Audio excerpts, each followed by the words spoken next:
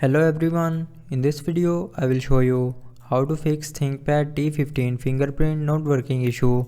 So before starting the video, don't forget to subscribe the channel and also press the bell icon. So to fix this issue, follow every single step as I am showing you in this video.